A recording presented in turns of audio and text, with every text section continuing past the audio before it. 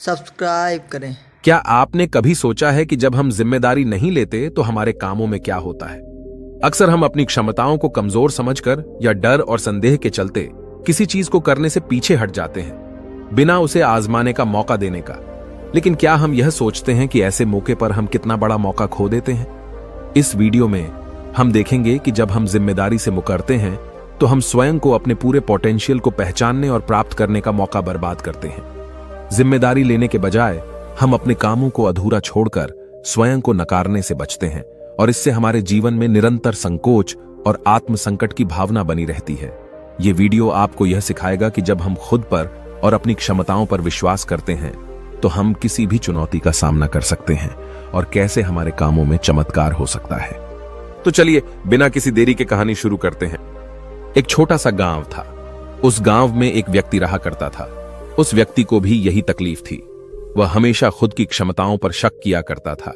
वह हमेशा दुविधा में रहता था। जो काम वह करता था वह काम उसे बिल्कुल भी पसंद नहीं था। वह तो उस काम को केवल मजबूरी में किया करता था ताकि उसका घर परिवार आसानी से चल सके, उन्हें 2 वक्त की रोटी मिल सके, उनका पेट भर सके। और वह हमेशा सपनों में ही खोया रहता कि किसी न किसी दिन उसे बहुत सारा धन मिल जाएगा और वह उस नगर का सबसे अमीर आदमी बन जाएगा। उसके पास वह सब कुछ होगा जो एक धनी व्यक्ति के पास होता है। सारी सुख सुविधाएं होंगी। उसके पास किसी चीज की कोई कमी न होगी। मन में यही ख्याल लिए वह हमेशा अपने भगवान की पूजा किया करता। वह हमेशा यही सोचा करता कि मेरे ईश्वर के आशीर्वाद से उसके जीवन में चमत्कार घटेगा और वह बहुत धनी व्यक्ति बन जाएगा। इसीलिए वह दिन रात सुबह शाम केवल अपने इष्ट की पूजा करता, उनकी भक्ति में खोया रहता। और जब भी कोई उसे किसी कार्य के लिए कहता तो वह यही कहता, जो होगा वही करेंगे, मैं भला कौन हूं, करने वाले तो सब वही है।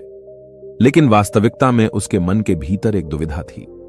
कुछ भी करने के लिए वह हमेशा दुविधा में फंसा रहता था।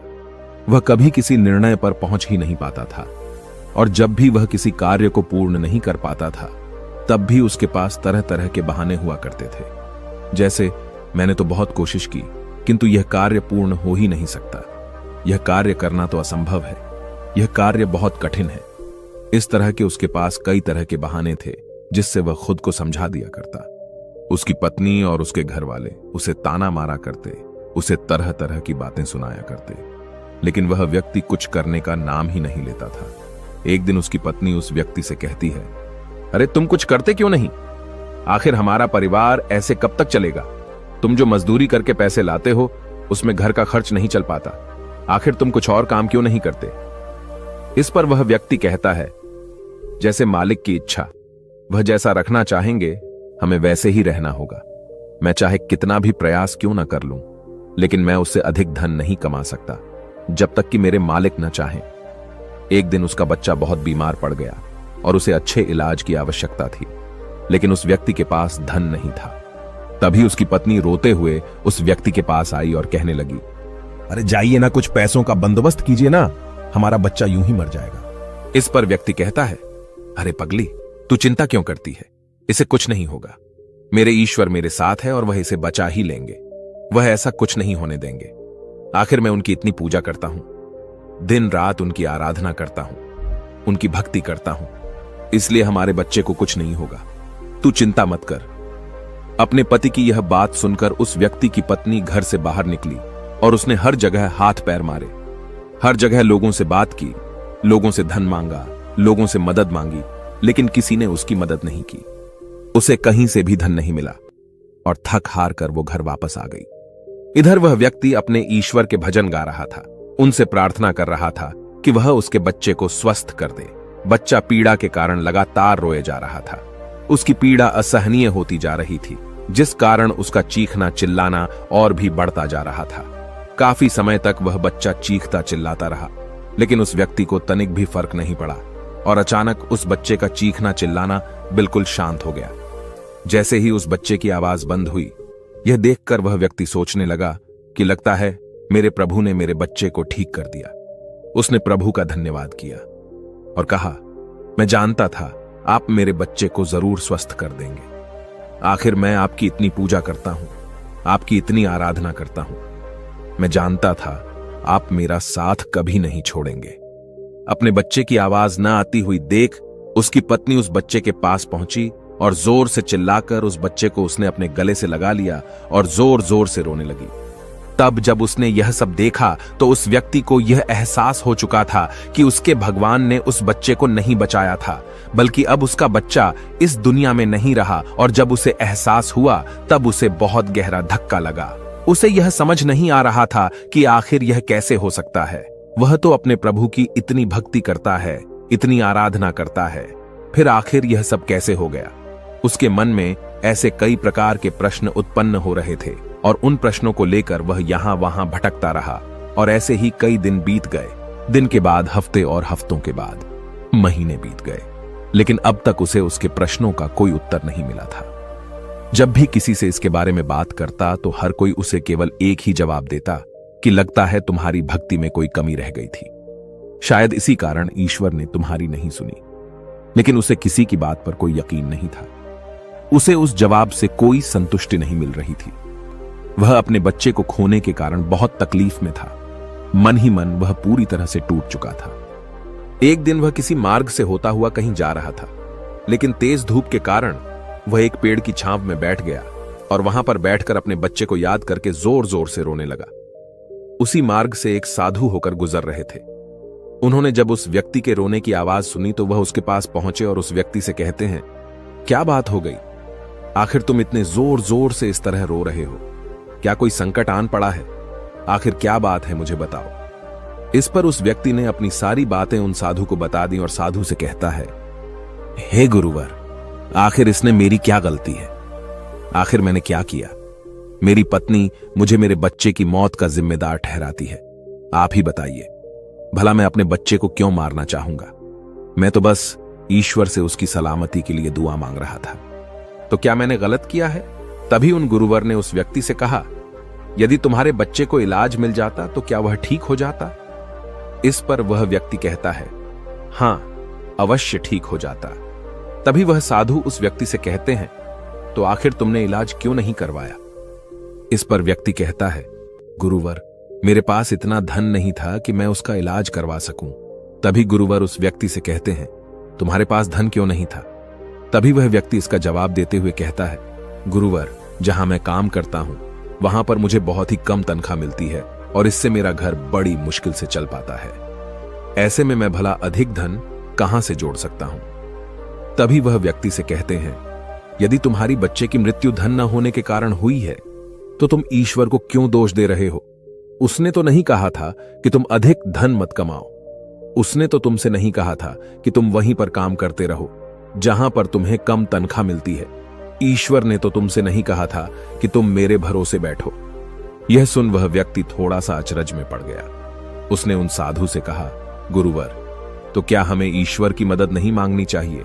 क्या हमें उनकी पूजा आराधना नहीं करनी चाहिए? तभी वह व्यक्ति से कहते हैं, तुम्हारा ईश्वर कोई और नहीं बल्कि तुम्हारे भीतर है। वह तुम्हारी आंखों से देखते हैं, तुम्हारे ही हाथों से कार्य करते हैं, तुम्हारे ही पैरों से चलते हैं, और जब तुम्हें कुछ करने के लिए तैयार न हो तो वह तुम्हारी मदद कैसे कर सकते हैं? तुमने ही अपने ईश्वर को हाथ पर हाथ धरे रखने के लिए मजबूर कर दिया है। तभी वह व्यक्ति उनसे कहता है, ठीक है, आपकी बातें बड़ी कड़वी लग रही हैं, लेकिन जो कुछ भी आप कह रहे हैं वह सब सत्य है। कहीं ना कहीं मैं अंदर से जानता था कि मैं ही अपने बच्चे की मौत का जिम्मेदार हूं। यदि मैंने थोड़ा और धन जुटा लिया होता, यदि मैंने थोड़ी सी मेहनत की होती, लोगों से मदद मांगी होती, तो अवश्य ही आज मेरा बच्चा जिंदा होता, मेरे साथ होता। इतना कहकर व्यक्ति जोर जोर से रोने लगा। कुछ देर रोने के बाद फिर से शांत होकर गुरु से कहता है, गुरुवर, जब भी मैं कोई कार्य करने जाता हूं तो मेरे पास इतने साधन नहीं होते थे, न ही धन होता था, न ही किसी का सहयोग मिलता था। और जब भी मैं कोई कार्य करने जाता तो मेरे मन में एक शंका होती, एक संकोच होता कि क्या मैं इस कार्य को कर सकूंगा या नहीं। तभी वह साधु उस व्यक्ति को एक पेड़ की तरफ इशारा करके कहते हैं, क्या तुम पेड़ पर चढ़ना जानते हो? व्यक्ति कहता है, नहीं गुरुवर, मैं आज तक कभी भी पेड़ पर नहीं चढ़ा और न ही मैं पेड़ पर चढ़ना जानता हूं, किंतु आप मुझसे यह क्यों पूछ रहे हैं?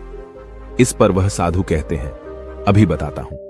उन्होंने पास में बैठे हुए एक कुत्ते को एक पत्थर मारकर क्रोध दिलाया और वह तुरंत ही पास वाले पेड़ पर चढ़कर बैठ गए। और अब उस कुत्ते के सामने वह व्यक्ति था। उस कुत्ते ने क्रोधित होकर उस व्यक्ति को दौड़ाया। उस व्यक्ति को कुछ समझ नहीं आ रहा था, वो बस तेजी से भागता जा रहा था। तभी उसे अचानक एक पेड़ नजर आया। वह व्यक्ति उस पर जाकर तुरंत चढ़ बैठा। कुछ देर बाद जब कुत्ता वहां से शांत होकर चला गया, तब साधु उस व्यक्ति के पास आए और उस व्यक्ति से कहते हैं, क्या हुआ? तुम तो कह रहे थे कि तुम्हें पेड़ पर चढ़ना नहीं आता, फिर तुम इस पेड़ पर कैसे चढ़ गए? इस पर व्यक्ति कहता है, गुरुवर न जाने क्यों, लेकिन अचानक ही मैं इस पेड़ पर चढ़ बैठा। मैं नहीं जानता ये मैंने कैसे किया, लेकिन मुझे अपनी जान बचाने के लिए यह करना ही पड़ा। इस पर वह साधु तो मुस्कुराने लगे और उस व्यक्ति से कहते हैं, मजबूरी व्यक्ति से सारे काम करा लेती है, फिर चाहे वह उसे कार्य पसंद हो या ना हो। जब तुम्हारी जान पर बन आई तो तुम इस पेड़ पर चढ़ बैठे। आखिर उस वक्त तुमने अपने ईश्वर को क्यों नहीं याद किया? तुम्हें उन्हें अपनी मदद के लिए क्यों नहीं बुलाया? तुम चाहते तो वहीं पर बैठकर अपने ईश्वर को याद कर सकते थे, उन्हें अपनी रक्षा के लिए बुला सकते थे, लेकिन तुमने ऐसा नहीं किया। तुम अपनी जान बचाने के लिए उस पेड़ पर बड़ी सरलता से चढ़ गए, क्योंकि बात तुम्हारी जान की थी। लेकिन जब तुम्हारे बच्चे की जान दांव पर लगी थी, तब तुम ईश्वर से आराधना कर रहे थे, उनसे प्रार्थना कर रहे थे कि वह तुम्हारे बच्चे की जान बचा लें। तुम अपने जिम्मेदारी से भाग रहे थे, पर अगर तुम उस जिम्मेदारी को निभाते तो आज हालत कुछ और होती। उन साधु की ऐसी कड़वी बातें सुनकर व्यक्ति मन ही मन और दुखी हो गया। वह जोर जोर से फूट फूट कर रोने लगा और कहता है, गुरुवर, आप सत्य कहते हैं, मैं ही अपने बच्चे की मौत का जिम्मेदार हूं। मुझे ऐसा नहीं करना चाहिए था, मुझे और अधिक धन जोड़ना चाहिए था। यदि मैंने ऐसा कर लिया होता तो मैं आज अपने बच्चे को बचा पाता, लेकिन अब क्या करूं? मुझे कुछ समझ नहीं आ रहा। इस पर साधु उस व्यक्ति से कहते हैं, जो हो गया उसे मिटाया नहीं जा सकता, किंतु जो होने वाला है उसे बनाया अवश्य जा सकता है। इसलिए अपने बहानों से ऊपर उठो, अपने संकोच को मन से मिटा दो, और किसी भी कार्य को शुरू करने से पहले तुम्हारे मन में दुविधा उत्पन्न होती है, उसे पूरी तरह से समाप्त कर दो। फिर देखना, तुम जैसा चाहोगे वैसा ही होगा। तुम जो हासिल करना चाहोगे तुम उसे हासिल कर पाओगे। तुम्हारा मन मजबूत होने लगेगा। मैं दुविधा से ऊपर उठकर साफ और स्पष्ट तौर पर निर्णय ले सकेगा। उसके बाद से तुम्हारे मन को कभी किसी बहाने की जरूरत नहीं पड़ेगी। इस पर व्यक्ति उस हाथ से कहता है, किंतु हे गुरुवर, जब भी मैं कोई कार्य करने जाता हूं तो मेरा मन बहुत ही कमजोर पड़ जाता है। मैं बहुत घबरा जाता हूं। मैं अपने मन को मजबूत कैसे बनाऊं? क्या आप मुझे इसके लिए कोई उपाय बता सकते हैं? इस पर साधु कहते हैं, हां, मेरे पास इसका भी उपाय है। तभी व्यक्ति कहता है, गुरुवर, कौन सा उपाय मुझे बताइए। इतने में साधु ने उस व्यक्ति का हाथ पकड़ा और उसे एक नदी किनारे ले आए और उस व्यक्ति से पूछते हैं, क्या तुम्हें तैरना आता है? वह व्यक्ति थोड़ा घबराया, लेकिन उसने जैसे तैसे उन गुरु के इस बात का जवाब देते हुए कहा, हे गुरुवर, मुझे तैरना नहीं आता, लेकिन आप मुझसे क्यों पूछ रहे हैं? इस पर गुरु कहते हैं, अभी बताता हूं। इतना कहकर उन्होंने उस व्यक्ति को पीछे से धक्का दे दिया और वह व्यक्ति सीधा नदी में जा गिरा। वह नदी के पानी में हाथ पैर मार रहा था। वह बचने का हर मुमकिन प्रयास कर रहा था। जब उन साधु ने देखा कि वह व्यक्ति डूबने लगा है तो उन्होंने जाकर उसे उस पानी से बाहर निकाला। वह व्यक्ति जैसे ही बाहर आया तो वह हाँफने लगा। वह घबराया हुआ था, बहुत डरा हुआ था। जैसे तैसे उसने हिम्मत की और वह खड़ा हो गया। अब की बार वह साधु को देखकर बहुत घबरा चुका था, बहुत डर चुका था। वह उन्हें देखते ही भागने का प्रयास करने लगा, लेकिन एक बार फिर उन साधु ने उसे जबरदस्ती पकड़कर नदी में धक्का दे दिया। वह नदी में हाथ पैर मारने लगा ताकि कोई उसे बचा ले। वह जोर से चिल्लाने लगा, बचाओ बचाओ, लेकिन आसपास कोई न था। उसकी मदद के लिए कोई नहीं आ रहा था। तभी साधु उस पानी में उतरे और उस व्यक्ति को जबरदस्ती पकड़कर सीधा खड़ा कर दिया। उस व्यक्ति ने पाया कि उस नदी में पानी केवल उसके कंधे तक ही आ रहा था। इस पर वह साधु उस व्यक्ति से कहते हैं, अब तुम मुझे यह बताओ कि आखिर तुम इतने कम गहरे पानी में किस तरह से डूब कर मर सकते हो। यदि तुम चाहते तो सीधे खड़े होकर इस परिस्थिति का सामना कर सकते थे और तुम्हें यह भी एहसास हो जाता कि इस नदी में पानी केवल तुम्हारे कंधे तक ही है और तुम्हें इस तरह से इतनी मेहनत करने की कोई आवश्यकता न पड़ती। न ही तुम घबराते और न ही इस परिस्थिति से भागने का प्रयास करते, किंतु तुम्हें हमेशा से केवल एक डर का सामना किया है, और वह यह है कि यदि तुम नदी में गिरे और तुम्हें तैरना नहीं आता तो तुम्हारी मृत्यु निश्चित है। और यही कारण है कि तुम सही स्थिति का पता नहीं लगा पा रहे थे। तुम यह तक पता नहीं लगा पाए कि आखिर इस नदी में पानी कितना गहरा है। एक बार फिर साधु उस व्यक्ति को नदी से बाहर लाए और थोड़ा देर इंतजार करने के बाद उन्होंने एक बार फिर उस व्यक्ति को उस नदी में धक्का दे दिया। अब की बार उस व्यक्ति को उस स्थिति का पता चल चुका था। वह यह जानता था कि अब जैसे ही वह अपने आप को स्थिर कर लेगा, जैसे ही अपने आप को अपने पैरों पर खड़ा कर लेगा, यह पानी केवल उसके कंधों तक ही आएगा। और उसने बिल्कुल ऐसा ही किया। वह सीधा खड़ा हो गया। तभी साधु उस व्यक्ति से कहते हैं, क्या तुम्हें अब अपने मन को मजबूत करने का मंत्र मिल चुका है या नहीं? इस पर वह व्यक्ति कहता है, हां, मैं समझ चुका हूं कि अपने मन को मजबूत किस तरह से किया जाए। आगे गुरुदेव उस व्यक्ति से कहते हैं, अब तुम समझे, इस दुनिया में कुछ भी करना इतनी बड़ी समस्या नहीं है। समस्या तो यह है कि हम कुछ करना ही नहीं चाहते।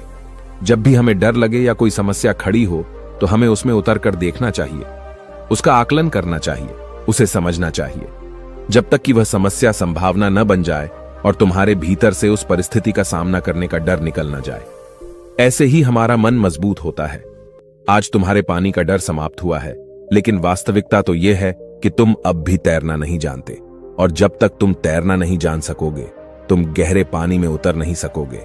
इसलिए मेरी एक बात हमेशा याद रखना, इस संसार में ऐसा कुछ नहीं है जो तुम नहीं कर सकते। बस तुम्हें तुम्हारे साथ खड़े होना आवश्यक है, तुम्हें अपना साथ देना आवश्यक है। इसलिए अपने आप को धोखा देना बंद करो, अपने आप को दुविधा से बाहर निकालो, अपने आप पर संकोच करना बंद करो, अपनी शक्ति को पहचानो। तुम हर कार्य कर सकते हो जो तुम करना चाहते हो। यह सुन उस व्यक्ति को अपनी गलती का एहसास हो गया और उसने गुरु को प्रणाम किया और वापस अपने घर की ओर लौट गया। अब से हर रोज अपनी गलतियों को सुधारने में लग चुका था, अपने मन को मजबूत करने में लग चुका था। जब भी उसके सामने कोई परिस्थितियां थी, इसका सामना करने में उसका मन घबराता, उसका मन डरता, तो वह उस परिस्थिति के सामने खड़ा हो जाता और उनका डट के सामने करता, अपनी जिम्मेदारियां निभाता, क्योंकि यही करते हैं जिम्मेदार लोग, डट के खड़े होते हैं। उसने अपने मन के संकोच को, अपनी दुविधाओं का त्याग कर दिया था और उसने अपना हाथ थाम लिया था। जिस भी कार्य में उसे डर लगता वह उस कार्य को जरूर करता है, जिससे उसका मन और भी अधिक मजबूत हो जाता। अब ना ही उसके मन में कोई संकोच होता था, न ही वह किसी से किसी प्रकार के डर की बातें करता। हर परिस्थिति का सामना करने के लिए पूरी तरह से तैयार रहता और इसी प्रकार उसके मन का सारा डर खत्म हो चुका था और वह अपने जीवन में आगे बढ़ने के लिए पूरी तरह से तैयार था। अब वह जो कुछ भी चाहता था वह उसे हासिल करने में पूरी तरह से सक्षम था। दोस्तों, उम्मीद है कि आपने आज के इस वीडियो से जरूर कुछ न कुछ सीखा होगा। तो इस वीडियो को अपने दोस्तों के साथ शेयर करना ना भूलें